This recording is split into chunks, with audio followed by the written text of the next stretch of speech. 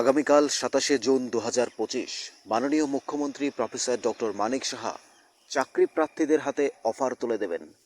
Multipurpose worker MPW ৯৮ জন selected candidate যারা merit লিস্টে স্থান পেয়েছে, লিখিত পরীক্ষায় মেরিট লিস্টে যাদের মেধা তালিকা প্রকাশিত হয়েছে, এই ৯৮ জন চাকরি প্রার্থীর হাতে অফার তুলে দেবেন মাননীয় মুখ্যমন্ত্রী প্রফেসর ডক্টর মানিক সাহা সকাল ১১টায় মুক্তধারা অডিটোরিয়ামে। আপনাদের প্রত্যেককে সকাল ৯টায় উপস্থিত থাকতে হবে। আপনাদের ডকুমেন্টস অর্থাৎ সমস্ত অরিজিনাল ডকুমেন্টস নিয়ে যেতে হবে।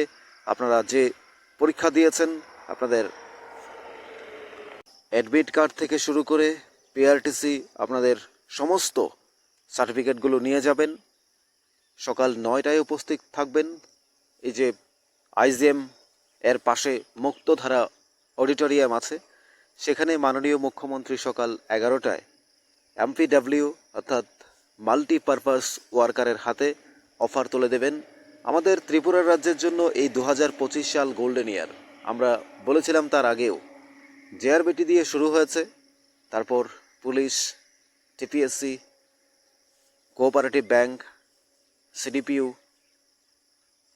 ট্যাট অর্থাৎ টিচার, সমস্ত কিছুই যেগুলো পেন্ডিং ছিল অফার দেওয়া চলছে।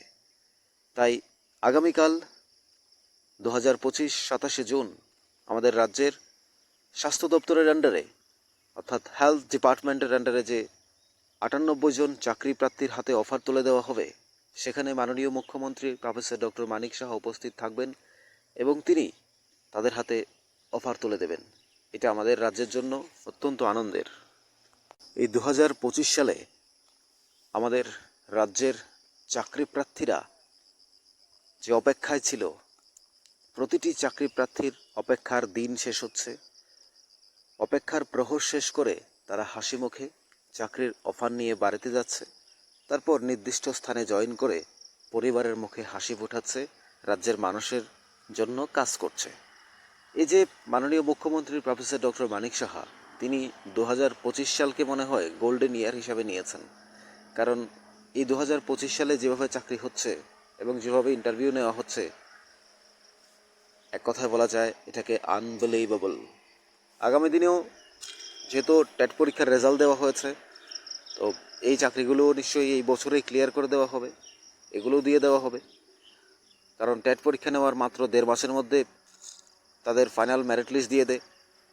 তার আগে ২০২২-এর যে টেট পরীক্ষা যারা কোয়ালিফাই করেছিল, তাদেরকেও এই ২০২৫ সালে অফার দেওয়া হয়েছে, তারা জয়েন করেছে।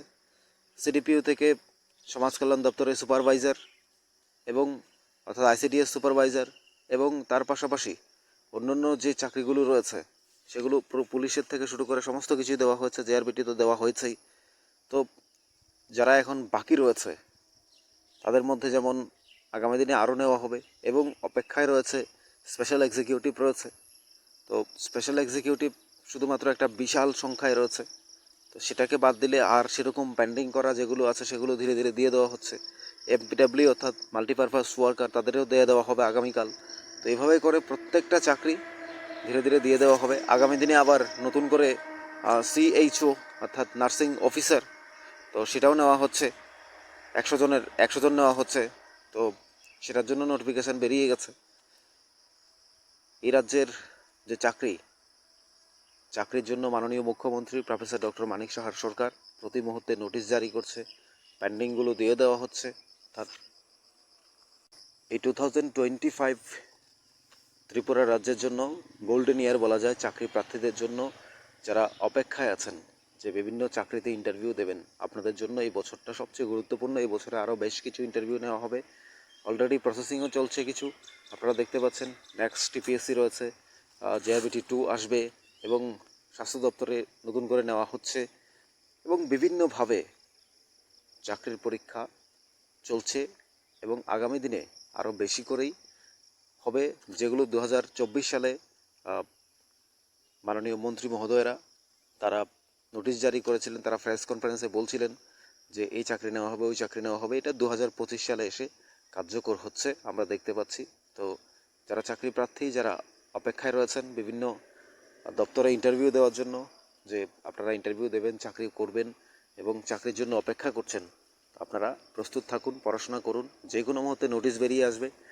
এভাবে যারা আগামীকাল চাকরির অফার গ্রহণ করবেন, মাননীয় মুখ্যমন্ত্রীর হাত থেকে 98 জন যে সিলেক্টেড ক্যান্ডিডেট, যাদের মেধা তালিকায় এসেছে, যারা মেধা তালিকায় নাম এসেছে যাদের, তো তারা সৌভাগ্যবান, তারা অফার গ্রহণ করবেন। আগামী দিনে আপনার নামটাও সেই সৌভাগ্যবানের তালিকায় আসবে যদি আপনি পরিশ্রম করেন। তো মাননীয় মুখ্যমন্ত্রী প্রফেসর ডক্টর মানিক সাহা তিনি স্বচ্ছতার সাথে চাকরি দিচ্ছেন। স্বচ্ছতার মাধ্যমে হচ্ছে রাজ্যে চাকরি, এটাই আমাদের জন্য অর্থাৎ সবচেয়ে গুরুত্বপূর্ণ। কারোর কাছে যেতে হচ্ছে না, কাউকে বলতে হচ্ছে না আমাকে চাকরি দাও, আপনার যোগ্যতা দিয়ে আপনি চাকরি পাচ্ছেন। এটাই হচ্ছে সবচেয়ে গুরুত্বপূর্ণ। আমাদের চ্যানেলটি সাবস্ক্রাইব করে রাখুন, লাইক করুন এবং শেয়ার করুন।